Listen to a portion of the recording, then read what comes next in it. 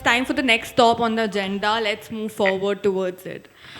In a world where there's a thin line between facts and fiction, and there is an increased blurred line, I would love to get the honorable panel onto the stage right now. So I would request Suhail Mathur, literary agent, The Book Bakers, author sorry if I'm pronouncing your name, Rrashima Swaarup Verma, author Ashwini Bhatnagar, author Divita Agarwal, in conversation with author Aashisha Chakraborty to please come on the stage. Can we have a huge round of applause for them, please?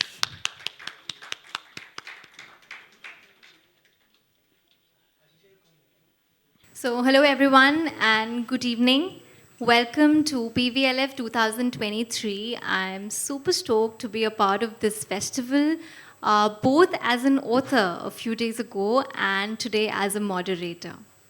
So, I'm Aashisha, as the person correctly said, and we are all represented by the Book Bakers Literary Agency and Suhail Mathur here. My debut novel, Misadventures of a Sales Girl, released on November 2022. And today, we're going to talk about how personal accounts and true stories are ruling the roost. Well, before I move ahead with the panel, I'm going to introduce each of the people one by one so that you get to know them better. And we'll be taking some audience questions at the end as well. Suhail Mathur is an award-winning and best-selling author of the historical mythological fiction, The Pair of Putras, and the mythological fantasy, The Hunt for Rama's Bow. He's a TEDx speaker and is one of India's premier literary agents via his agency, The Book Bakers, through which he has sold more than 900 books. An alumnus of DPS Noida and National Law University, Delhi, Suhail is a LitFest regular and the festival director of the largest online literary festival, the Book Bakers Online Literary Festival. He has worked as an English cricket commentator for Star Sports and Airtel's mobile app. His name has been listed as one of the top 51 Indian writers to follow by eBooks India and called India's J.K. Rowling by eNewsroom. He sold several book-to-screen deals, worked with several actors, cricketers, and has an experience of close to 6 years working in a general entertainment channel. Well, a very warm welcome to Suhail. Thank you so much, Aashisha, for the lovely introduction. Looking forward to a great session. All right. So next we have Mr. Ashwini Bhatnagar, who's a full-time author, a documentary filmmaker, and a professional journalist. He has published 16 books so far, both in fiction and non-fiction. His book, The Lotus Years, Political Life in India During the Time of Rajiv Gandhi, was nominated for the Best Non-Fic Book of the Year. And a dozen of his books, including a biography of actress Meena Kumari, Operation Khatma, have been acquired by film producers. 2 new books, one on Amrita Shergill and another on Farooq Abdullah, are due to release. Ashwini has had a long and distinguished career as a journalist. He has held top editorial positions in the Times of India, the Tribune, Sunday Mail, and the Pioneer. He's written, produced, and directed 4 long-form documentaries. He's also a senior communication strategy specialist for international bodies like UNICEF and WHO. Welcome, sir. Thank you very much.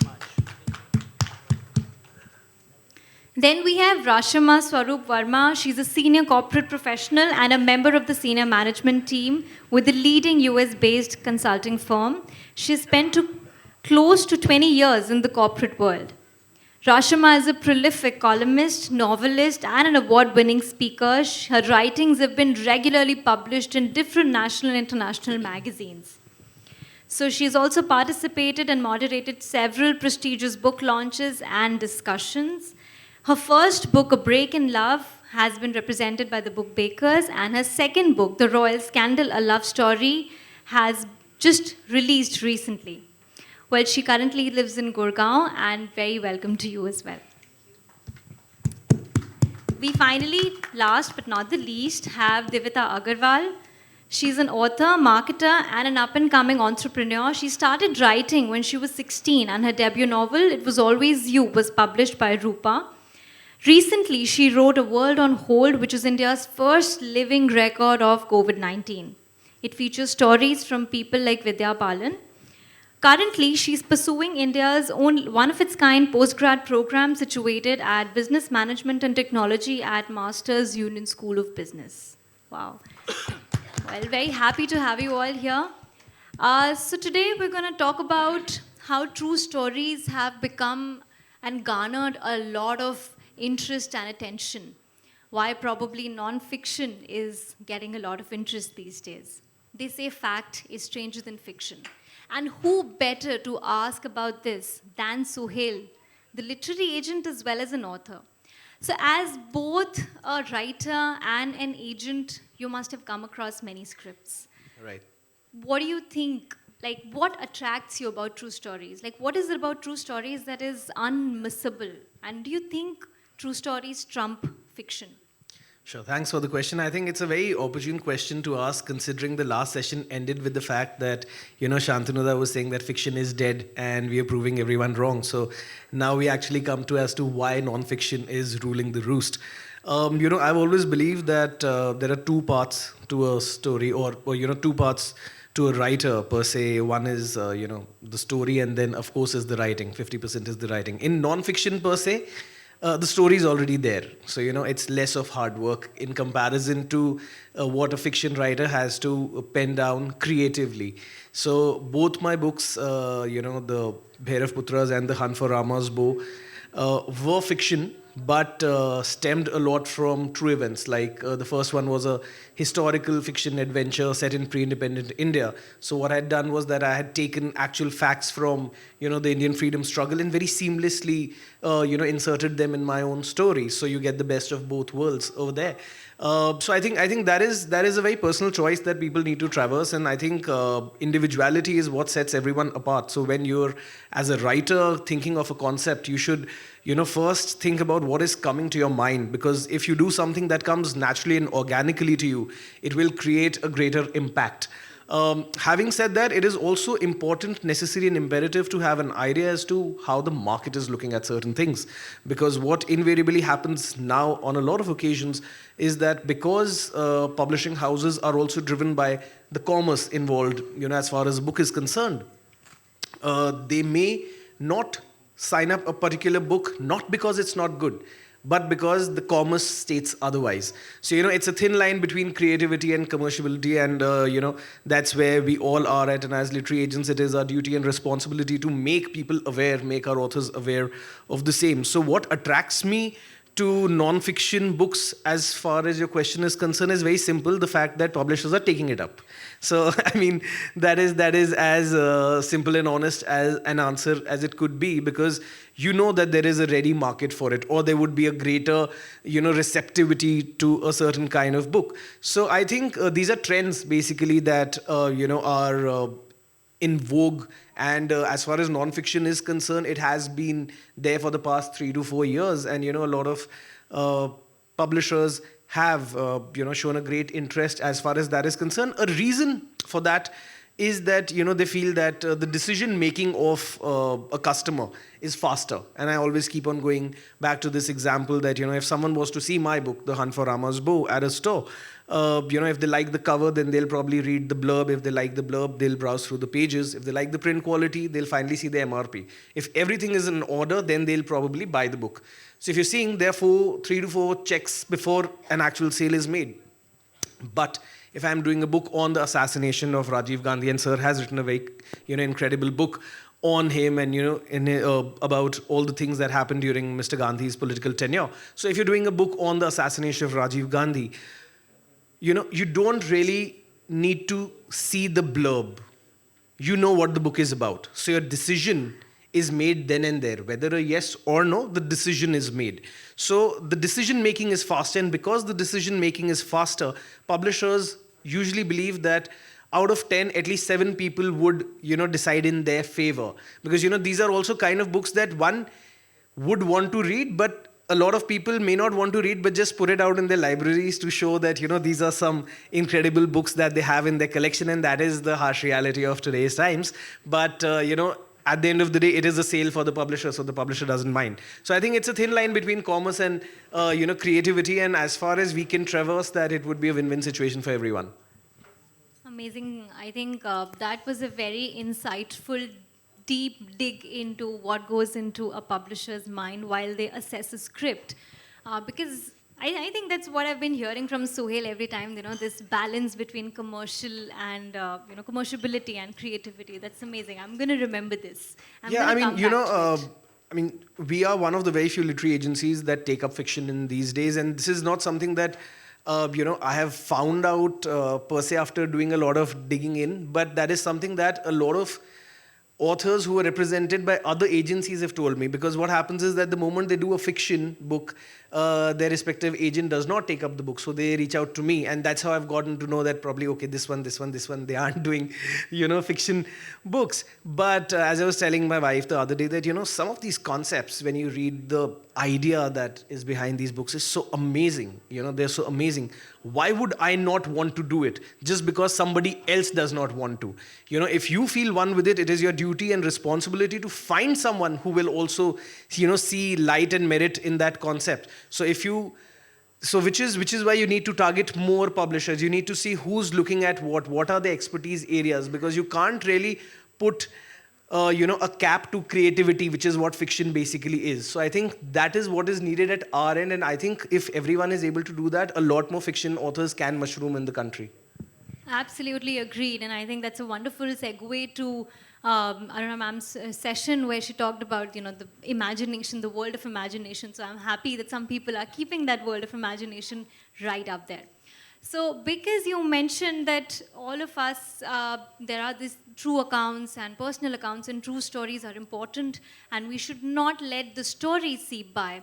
So Ashwini sir, I'd like to ask you, political stories are a little tough to navigate, and you've done a lot of that. What do you think of writing these stories for a judgy readership? How do you want to go about it? How do you go about it? Thank you, Aashisha. The first thing I would like to say is that when I got talking to Suhail and I said I have a book, he asked me what it is, and I said, well, it's a very interesting love story. He said, Mr. Bhatnagar, who wants to read a love story written by you? And even if like he said, when they look at the back cover and they see your picture, they would say, no, I don't want to read this book. Who wants to read a love story written by a elderly man?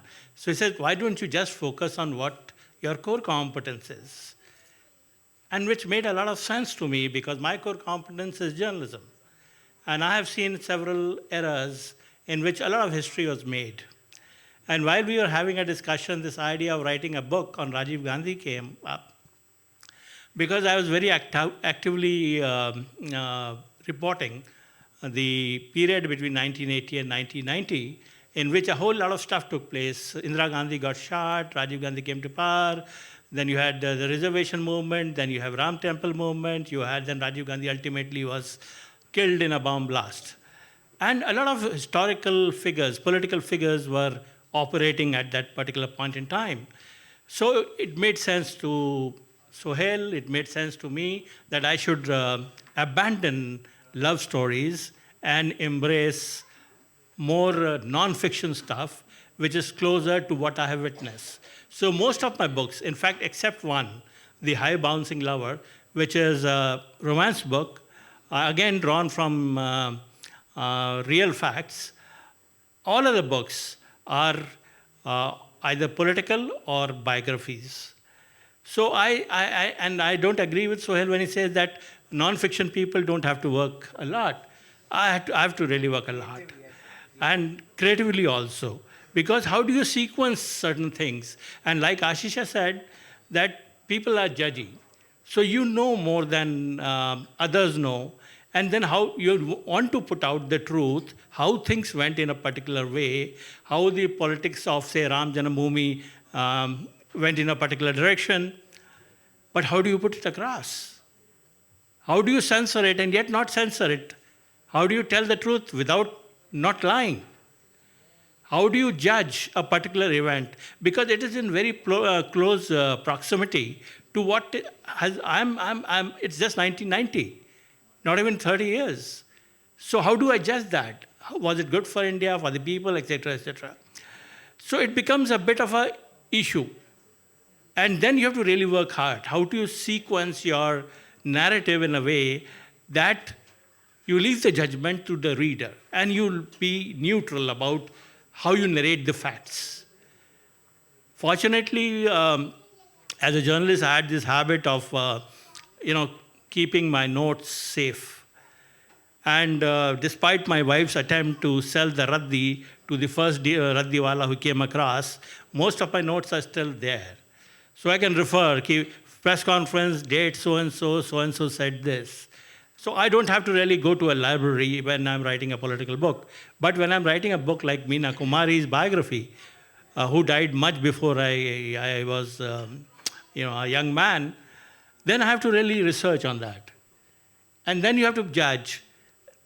But as a journalist, what journalism has taught me is you just put the facts on the table and let people choose and decide. Whether they like those facts, they don't like the facts. You don't have to tinker with the facts. So that's the whole issue, stating the facts. Right. So I think what I understood is that the story is to be told, be it a fictional one or a non-fictional one. And that's how we've understood. Basically, till now, I always thought that he had a ready-made book with him. Just today, I got to know that he had a raddi-made book with him. So I think the puns have started. Keep count, guys. Keep count. So we were talking about stories and the different nature of true accounts and personal accounts. Now here we have an author who's already, a romance author who has dabbled in both fiction and now non-fiction. So what is it about historical fiction that has taken the country by storm, and everybody wants to write it, wants to read it, and you've done the thing. So I want to know about how difficult is it? How tough is it? Thanks, Aashisha. Yeah, like you said, I've dabbled in both non-fiction and fiction. I think the greatest love stories have always been true ones. Whether you look at Romeo and Juliet, or you look at Cleopatra and Mark Antony. Obviously, Mark Antony, not the Latin singer. I'm talking about the Roman warrior. Or you look at my book, which covers Keronissa and James Kirkpatrick. These are the protagonists. This is a true love story that happened way back in the 18th century in the Deccan in India, between a Hyderabadi noblewoman and a British officer of the East India Company. I think there's something utterly fascinating about true love stories. There is a lot of romance in true life, and of course, truth is always stranger than fiction and is more romantic than fiction also. I think what really drove me to write this book was and this is a fact that Suhail brought this story to me.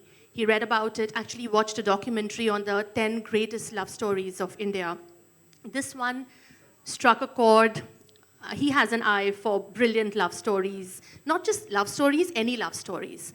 And I think, unlike Ashwini sir, he thinks maybe I really can write romance and people will buy the book too. But nevertheless, he brought the book to me, the story to me. I did a bit of research, and I was completely hooked. And I knew that this is something I have to write. There's pathos, there's passion, there's tragedy, there's a lot of realism. It's the way two people in love would behave. And that, I think, is what really drove me to write this book. And I know for a fact that readers have connected with their pathos, they've connected with their passion and with the tragedy of what happened to them. True love stories will always be very special. And there is a lot of love, per se, in life. And that doesn't only, I'm not just talking about romantic love. Even, love for your country, you look at all the military stories that come out. You look at stories of fortitude and, warriors and people who do, because they're very passionate about something, the achievements that they're able to make.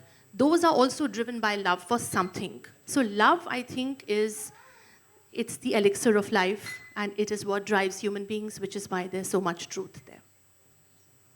Thank you, Rrashima. I totally agree with you. And love is eternal, and that forms the bedrock of so many of our stories. And it just struck me that all of us have actually penned a fiction as well as one non-fiction. And I just felt that you said it requires a lot of research. In my second book that's due to release next month, I really feel that what happened in Misadventures of a Sales Girl was kind of, you just say those things, you just wrote it like a diary entry. But in writing of a personal true account or even a narrative non-fiction, it requires a lot of effort. So Divita, you have written about the pandemic, yeah, and you have written about true stories. How tough was it for you to separate your personal accounts or your actual feelings while writing your story, while chronicling all these events? Thank you so much. This is working, right? Yeah. Okay. First of all, I'm super honored to be on a panel where people have written multiple books, and I'm fairly young and new to the process. So thank you for having me. So to answer your question, I think the process has been part challenging but more rewarding. And at the root of everything that I was feeling was really deep-rooted emotion. What started this journey was when my co-author and I realized that the pandemic's impact was only being talked about in the way the numbers were affected, or statistics, or news coverage, or industrial impact. But very interestingly, very little was being told about the humanitarian angle of all of it. And I'm a firm believer of the fact that when such a significant event occurs in history, the impact of it can truly only be felt by the way the lives of the people who are living through it is affected. So, for example, Anne Frank, The Diary of a Young Girl, that book was popularized because it came out to be one of the most informative pieces of that era. And why that happened is because it was authentic. The emotion conveyed through that book was extremely real. So I think that's what I made my focus to be, even with this book. And I'm not gonna lie, it was a little difficult to keep my own emotions aside. I remember this one phone call where I got off the call with one of the narrators, and he was a gravedigger who was on duty during the COVID-19 pandemic. And he told me that he was burying about 100 to 200 bodies a day. And I was heartbroken. It took me a while to, set myself away from that story and then start to write about it. So I think what helped me tackle that process is to have a very clear North Star, which was to, no matter what, make sure that in this cataclysmic moment in history, no one's dies an untold statistic, right? Everyone's story is told in its very reality. That was on my experience, but since we are here just, talking about real stories, I would just like to add that the line that we're all talking about, truth is stranger than fiction, the entire quote is, truth is stranger than fiction, and also where your imagination takes flight. So fiction has gained a stature as the one that makes a writer innovate and imagine, but non-fiction has its own way to make the reader reimagine the world as they know it, as opposed to imagining a new plot altogether. And sometimes it acts as a starting point for readers to tell stories that they've had in them for a very long time. So this debate can go on for a long time, but yeah, that's my take on it. I think what a very important point that a world on hold also traverses is the fact that, because there are so many essays, by people who are in different professions and also people who are at different stratas of society, it gives you a very balanced, appeal about what and how everyone is going through the same problem. I think that's great. So if you have, someone from the political field in the form of Mr. Shashi Tharoor, you also have someone from the field of entertainment, which was hit severely, in Vidya Balan. So I think, and there are scores of others also over there. So I think that is very important because it gives you an idea as to what someone from a particular industry is going through. And I think we sent out the book for submissions, and the very day we sent it out, we received an offer from Mr. Shantanu Ray Chaudhary, who was here some time back. So I think that shows, how good the book was, because it's a book that was, yes, timely, but at the same time, its heart was at its right place. It wasn't gimmicky. There were a lot of books that came out during this process which had something or the other to do with COVID, but this was an unbiased book which showed things as they were, and I think that's what worked in its favor. Well, that's wonderful to hear. And I really like Divita's line when she said, no one should die an untold statistic. That's something which I would say the hallmark of a writer should be, something that we should all, feel. This is what I personally feel. And since all of us are story lovers and story writers, and we're talking about fiction and non-fiction, So, for any story, Suhail, have you ever imagined there's a story that you want to write, you badly want to write, or you badly want to, I don't know, read? Any true account that you've not yet come across and you would want to, I don't know, represent, read, write, whatever? Sure, thanks. So I think firstly, as far as that line is concerned, I think thankfully we have him over here because Nielsen will ensure that no book dies an untold statistic and we'll have all data with us. So I think that's very important. I'll tell you about a book that I wanted to do and it eventually came to fruition. I wouldn't tell you a book that I want to do because then I'd be leaking the idea before it actually comes out in the market. So basically, a very interesting thing that happened was that I had gone for the Brahmaputra Literature Festival in Assam, and my publisher, Om Books International, had taken their authors for a ferry in the evening on the Brahmaputra. And over there, I saw, in the middle of the mighty river, a huge towering statue of 5 men holding swords. And, it was evening, so the lights were on. It was giving it a grand effect. So I was very intrigued to know who this person was or who these 5 people were. And I asked the locals, and the gentleman who was escorting me during the literary festival as to who this person was. And he told me that this was a person called Lachit Borphukan, who was a commander in the Ahom army. And he actually fought a war with the Mughals on the Brahmaputra and defeated the Mughal army over there. And I thought it was fascinating. It was fascinating because we'd never really heard about this story. And this was a battle that was happening on water, right? You've not seen too many battles on water as far as Indian history is concerned. You've seen some probably in 300, but barring that, you haven't really seen too many. So I thought this was something different and we must, look at it. So again, it's very important these days that you also see who's writing what kind of a book. So, we have this author, Nilotpal Gohain, who is from Assam, and I spoke to him about it. And I said that, this is this idea, would you like to do something? And he very nonchalantly said that, yeah, Suhail sir, I'll do it, this, that. And one more thing I just wanted to say. So I said, yeah, tell me what. So I am actually a descendant of the Ahoms. So I was like, all right, that is something you should have told me right in the beginning, right? But so it all worked out. So, it's not to say that there weren't other books over there, but his book, because it was well researched, he had access to it. He was, native over there, created a furor in the market. We were able to sell the book for a visual adaptation even before the book released.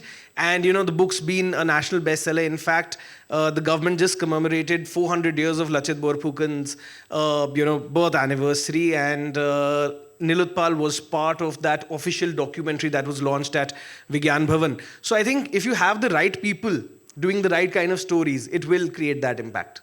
So it's all about choosing the right people for fighting the right kind of battles. Amazing. So being at the right place at the right time, isn't that what everybody dreams of? But Suhail has made it happen for some people. Amazing.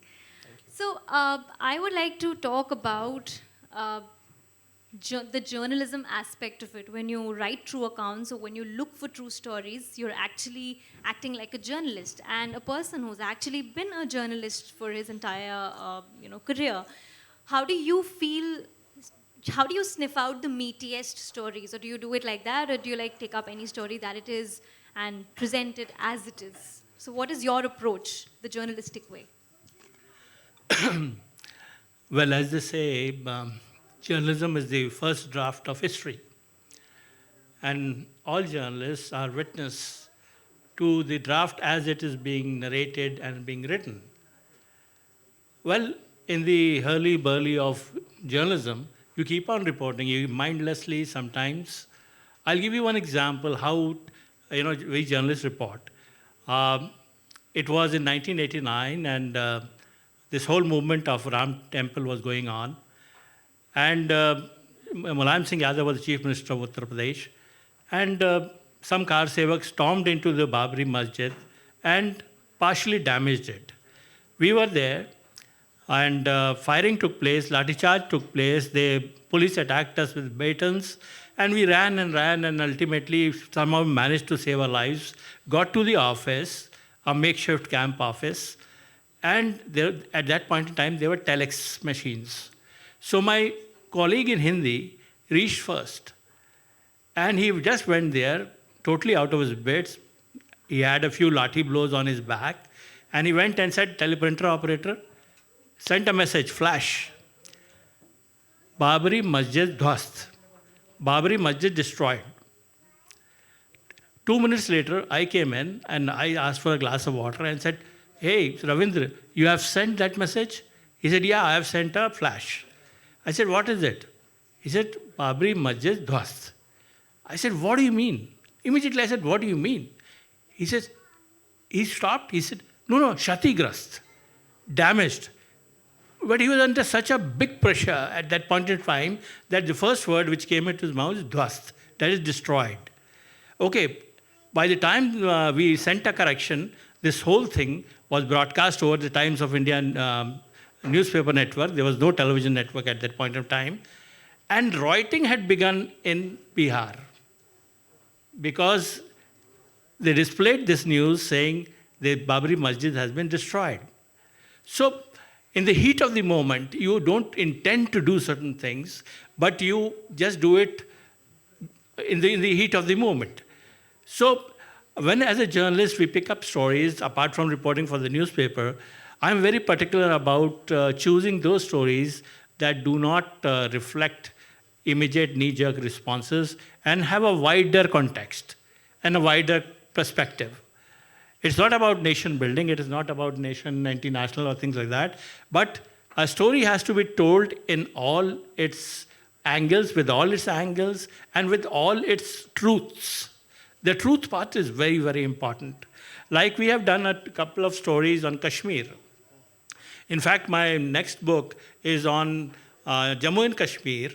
The book before that was on an operation which was launched by the police in Jammu and Kashmir, in which the entire top hierarchy of Jammu and Kashmir Liberation Front, the terrorist front, was killed in a police operation.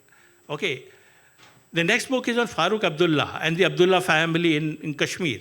So I'm using Farooq as a pivot because he is still active, and then narrating the history of Kashmir politics from the point of view of Abdullahs, a 360-degree view. Now, how do you do that? This is very, very...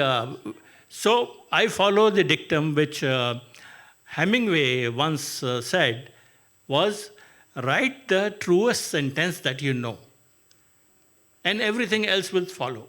So whether it is Farooq Abdullah, whether it is Rajiv Gandhi, whether it is Meena Kumari, whether it is the biography of the founder of the Liberty Shoes, or anybody else, when I approach a subject, I just concentrate on writing the truest sentence I know about that particular person or that incident. So that is the litmus test. And then go on from there. Facts are there. You narrate the facts and be done. But the truest sentence has to be the part and parcel of all non-fiction accounts. I think the integrity of an author is decided by this very wonderful quote that Sir mentioned, of course, Ernest Hemingway's quote. Write the truest sentence, and I think it's the responsibility of an author to not twist facts, especially when you're writing about true accounts or personal stories, and that is a humongous responsibility. The thing is that this truest sentence thing works also when you're writing a love story. The more truthfully you write, the more passion will get across to the reader. Absolutely, absolutely. I think that's where all the passion, all the creativity is ignited, because from true stories, I don't know if there's any writer who's written anything completely from their imagination. Of course, something is based on something they must have seen, experienced, or read. So, Rrashima, your romance works, because since Sir also mentioned romance, and I think you are a lover of, the whole concept of love, you see.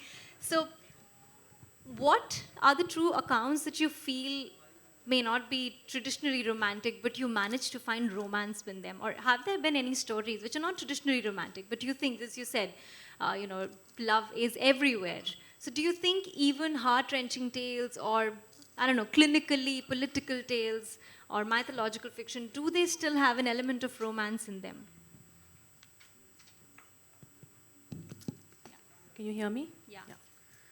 So you absolutely, I think Love exists. It's an all-pervasive thing. It's a universal truth.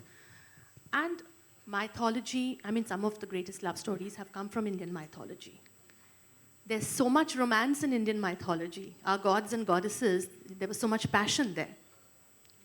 When it comes to love, everything that is written by a true author is written with a lot of love. So you have to feel a lot of love and a lot of passion for what you're writing. Whether it's a romantic tale, whether it's a tale about someone who died for his country, fighting for his or her country, whether it's an account like Divita wrote, I'm sure there was a lot of love and tenderness with which she wrote those stories.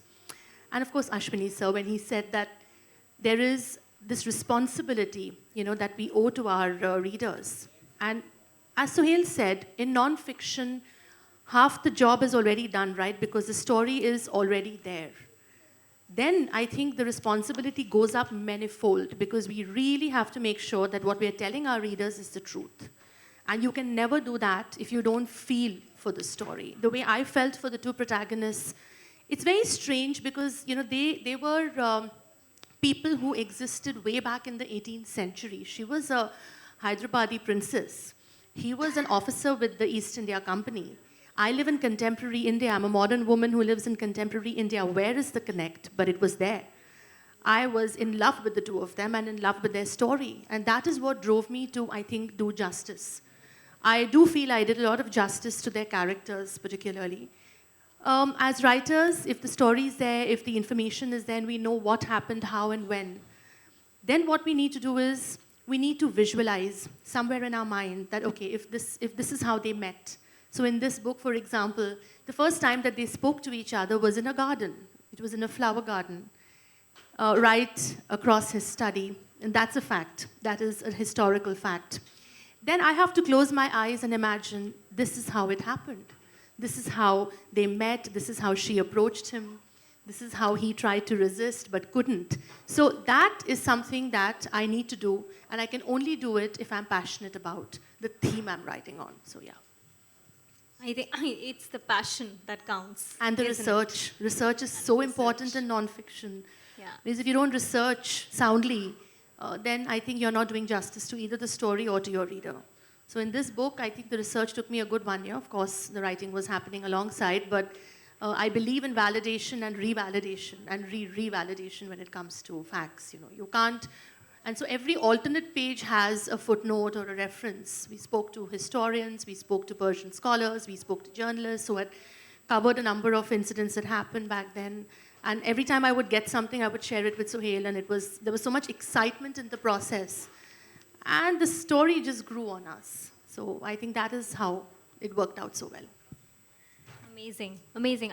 You're right, adequate research, in fact, more than adequate research is important for something beautiful to result. And to my experience also, I feel the same. I mean, my next book also on the Naga princess kind of made me all mad with research, so I can completely agree with you.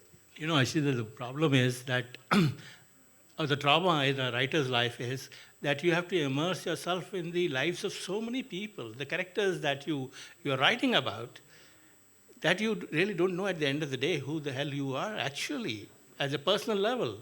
Like when I was writing Rajiv Gandhi, or for that matter, Meena Kumari, I was like, I'll give you the example of Meena Kumari and the relationship between the husband.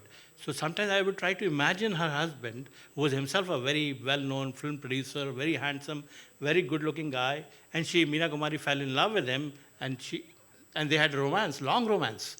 Now, I would sometimes feel like Meena Kumari, and other times I feel like a husband. Okay, that was extremely tough. Another thing, Rajiv Gandhi, I was writing about the relationship between Sonia and Rajiv. Now it's like and I have known Rajiv pretty well, okay, and Sonia. It was extremely stressful. Although Sonia in the book has written certain things about the intimate moments that she and Rajiv had during their married life, but to sort of reimagine and write it in your own way, I didn't know how could I immerse myself in the Sonia Rajiv experience. So I just left it at that. Put the facts, leave it out. Because you can't, in some situations, you can't really immerse yourself and write, as Rrashima was saying right now, that I can't imagine myself in that situation as a writer. So you just put the available documentation on. Amrita Shergill. Amrita Shergill had a very taboo relationship and several relationships with men and women, both. And she had a very serious relationship with art also. Okay, now I could do that. But in other situations, it becomes very traumatic to imagine yourself in a love situation of a character that you're writing about. I think it's quite challenging, immersive, but also I think it helps a writer grow into a different person every day. So, Divita, since you are probably the youngest among all the panelists we have here, for you, which novels or which true accounts you would feel you would not want to read or you would like to avoid? Because not all true stories are worth telling, I'm sure. I don't know. What do you think about it? That's a tricky question for the youngest person on the panel. No, I'll try to take it. I'm not going to name any books. I'm just going to try to tell you some criteria, maybe. Just to, right off the bat, most of the 2022 Booker Prize shortlist is inspired by real incidents. So I think those who don't get it right, it's a very rare occasion. And I think if there's something I wouldn't like to read, it would be something that has discriminatory ideologies towards a certain group of people. The writer may have their own rationale or their own experience that motivated them to write in a discriminatory tone. I'm not questioning that. But there has to be something really strong in it for me to pick up the book. I think the other criteria would be something like it has been constantly reaffirmed. It has to be factually incorrect. If a historic event is talked about in a factually incorrect way, I will not pick it up. So I think just these two criteria that I would keep in mind. Also going back to what's been discussed over and over again, the creative nonfiction makes writers think that it gives them the license to embellish the details. They're not necessarily altering facts or saying a lie, they're embellishing the details, which I think is absolutely incorrect. It is possible to be honest and straightforward while being brilliant and creative at the same time. So I think writers just need to strive to do that, and every nonfiction book would be great. Amazing answer, amazing answer. And I do believe that what you mentioned about writers having the responsibility to differentiate between the chaff and the wheat, and being responsible not just as writers but also readers, and not being discriminatory or cherry picking certain data and producing only, showing a certain face, showing a certain thing. So it all comes down to the ethics and the integrity of it all. So I think we've had quite a big discussion and quite a healthy thing among us. Before we wind up, I'd like to ask the audience if they have any questions for our panelists or for anybody here. Would love to have any questions. If not, then so for the next 5 minutes, if anyone has any questions, please raise them. Till then, we will just go one more round for a little one-word answer from each of you before we end. All right? So a simple thing, it's not a rapid fire, it's nothing. It's just an end before the audience asks, in case they have any questions. One book that you would want to write. I know I've already asked him this question. But one book that you would want to write and one that you wish you had written. Anything. You may not start. I mean, anybody else can start. I don't want to put you in a tricky position, but any book, The Great Gatsby. Good choice. Yeah. Good choice. In fact, my first fiction book, my first and only fiction book, The High Bouncing Lover, was I was a journalist and I wanted to be a writer. Like they say now, every journalist has this ambition of evolving into a writer one day. Most of us fail, and I don't know whether I've succeeded or not. I'm still evolving. But when I read The Great Gatsby, I was so impressed by Fitzgerald's account and the description of 1920s America and the relationships that I thought I'll write a book like that. And that's why my book, The High Bouncing Lover, is based on the post-liberalization era of the Indian economy, when affluence was coming into India. And that affluence was bringing about social changes in terms of values, in terms of moving up the corporate ladder, in terms of moving on in relationships. So this whole concept of moving on was actually born in 1995 onwards. So I thought we should do a book, a romantic story, in which the couple actually don't stay happily married, but move on. And how it affects a person when he suddenly becomes affluent, gets into the corporate culture, and comes from a lower middle class background. So how does he react to all that? So it is a real story in the sense that I picked up the threads of the novel from the many encounters that I had with corporate professionals who were at that point in time my age. They narrated their stories of how they made it or did not make it, and the frustrations, and of course their love life. So I have tried to imbibe that Gatsby spirit in my first and only love story. Suhail, what's the one that you... The one that I wish I would have written or should have written, I think I don't believe in procrastination. So there were two that I wanted to write and I've written them.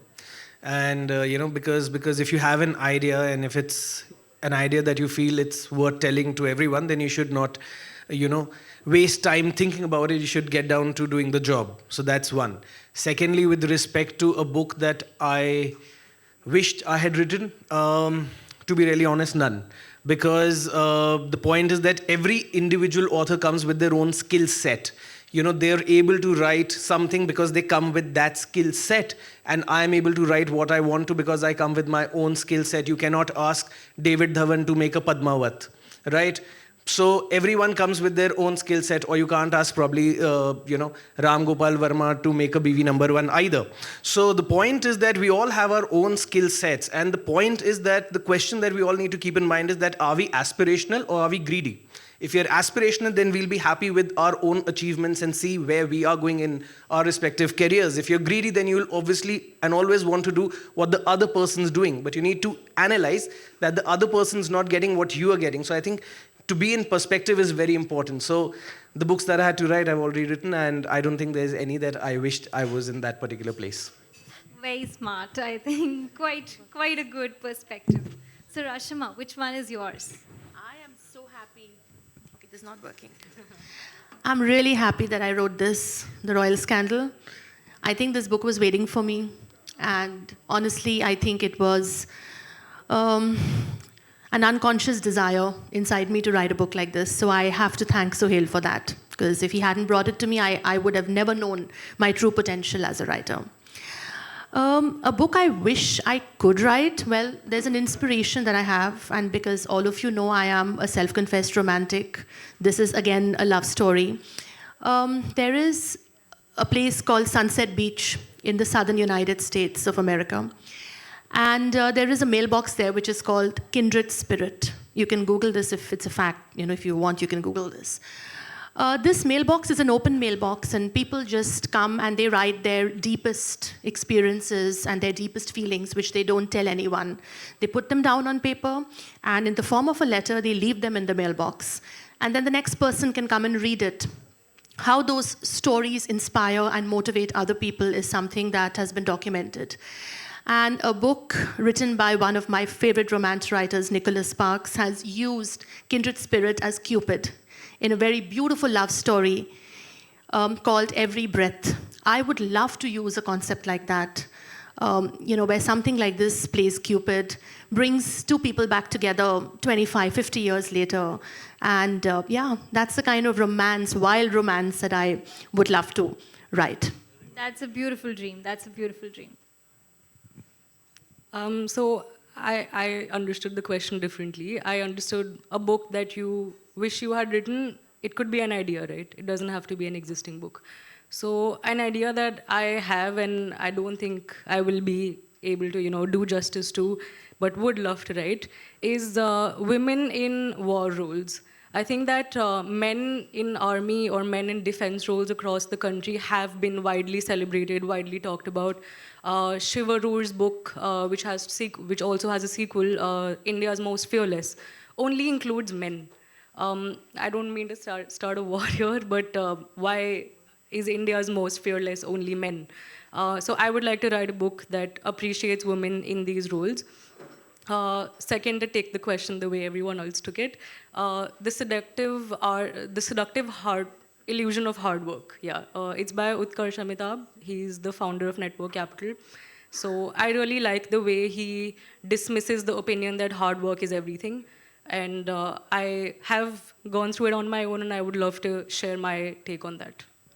Lovely, lovely. And I do believe that every author has their own experiences, their own skill sets. And by the way, I would have loved to write Harry Potter. Anyway, thank you so much all for being such a patient audience. We've loved and I've enjoyed the session, and I hope our panelists and the audience has too. Thank you everyone. You've become a lovely audience, and the panel, that was amazing, and all the books that you guys want to have written again, I would love to read them again for sure. Anyways, it was a lovely session. Now I'd like to call the beautiful Mrs. Lavina Gupta, Friends of Soul from Soul Wellness, to please come on the stage and facilitate our panel.